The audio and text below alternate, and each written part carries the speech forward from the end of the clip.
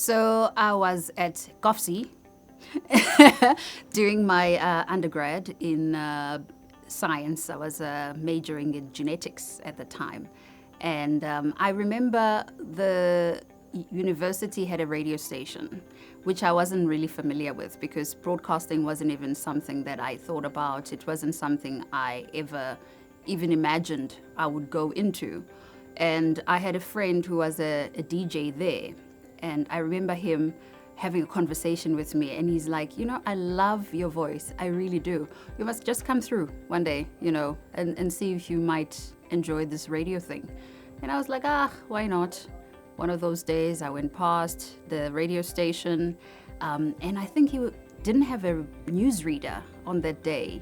And back then it wasn't organized. It was basically you take the Volksblad and you take whatever newspaper is there, you read a couple of headlines, and that would be the news.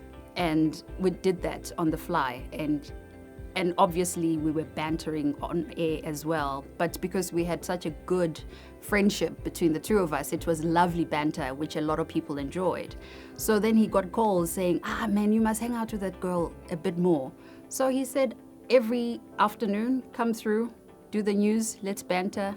And there, my broadcasting career was born. One thing that I thank radio for was the fact that as soon as you become a so-called person of interest, it opens certain doors that wouldn't necessarily have happened had I been a scientist in my lab coat. For example, I wouldn't have participated in Bikers for Mandela Day, which is something that came to me via Zelda, because she loves motorcycles, but she also needed people in the public eye who can relay the message further of what Bikers for Mandela was.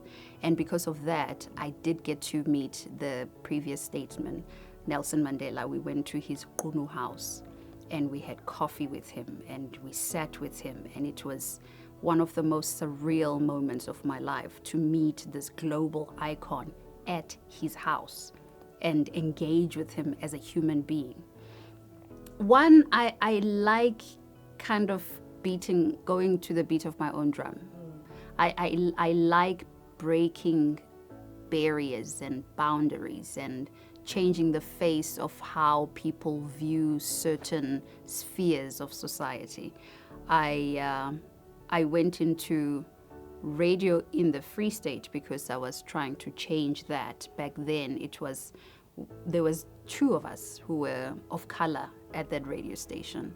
It was a time where change was happening, and I like putting myself on the front line of whatever change and diversification needs to happen in society. That's why I went into radio there and then. I'm in farming, the same. There's still a look of what a successful farmer is in South Africa. And we keep talking about diversification, but we don't see it translate in ways that, resonate with us. Because the thing is, as soon as a person sees someone who looks like them doing something that they never thought was open to them, it broadens their horizons.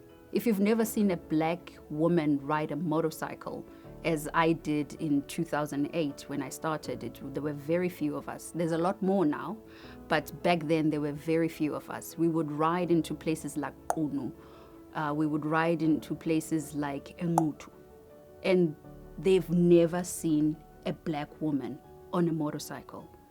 And the girls their eyes would just light up and they'd be like, oh, almost like, oh, so I can also do that?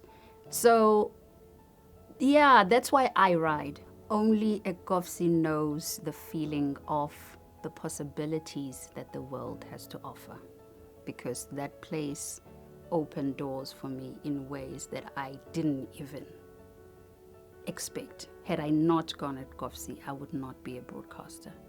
So the possibilities are endless, and only a Kovsie knows that.